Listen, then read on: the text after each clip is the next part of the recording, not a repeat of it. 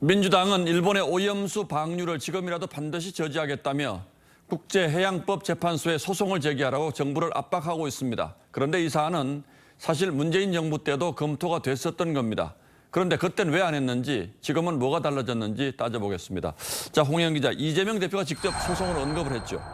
네, 어제 더불어민주당 이재명 대표가 단식 투쟁을 선언하면서 윤석열 정부의 세 가지를 요구했는데요. 예. 그 가운데 하나가 일본 원전 오염수 방류에 대해 국제해양법재판소에 제소하라는 거였습니다. 자, 그런데 이 얘기는 문재인 정부 때도 검토가 됐었던 겁니까? 네, 맞습니다. 지난 2021년 일본이 오염수 방류를 공식 결정한 바로 이튿날 문재인 전 대통령은 이 잠정 조치를 포함해 국제해양법재판소 제소를 적극 검토하라고 지시했습니다. 하지만 당시 정부는 그 뒤에도 이렇다 할 조치를 취하지는 않았습니다. 대통령의 지시였는데 왜 아무것도 안 했을까요?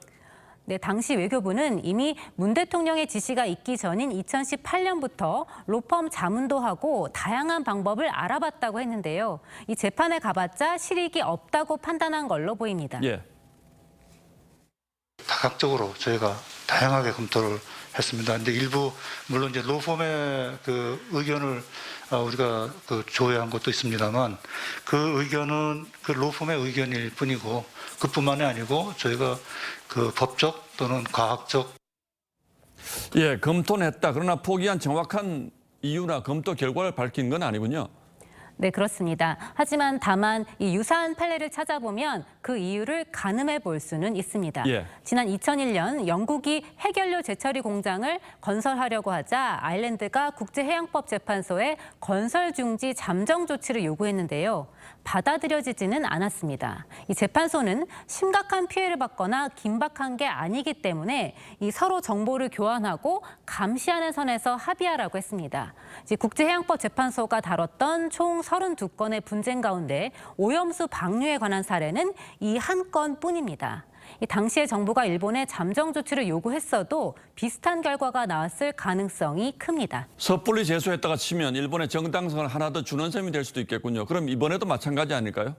네, 결국은 유엔 해양법 협약을 위반했는지가 쟁점입니다. 이 협약은 급박한 위험이나 피해가 확인돼야 한다고 명시하고 있는데요.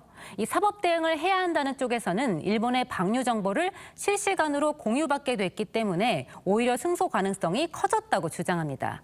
일본의 위반 행위를 입증하기가 쉬워졌다는 겁니다. 예, 좀 애매하군요. 우리 정부 입장은 뭡니까? 네, 한덕수 국무총리도 이 소송 가능성을 시사하긴 했습니다.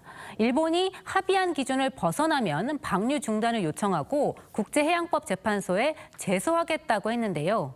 이 문재인 정부의 입장도 큰 차이가 없었습니다. 유엔 해양법 협약상의 그 의무를 위반한다 이렇게 판단이 되면 그 분쟁 해결 절차로 가는 겁니다.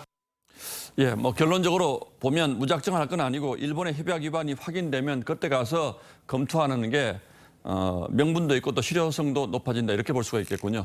예, 홍영 기자 잘 들었습니다.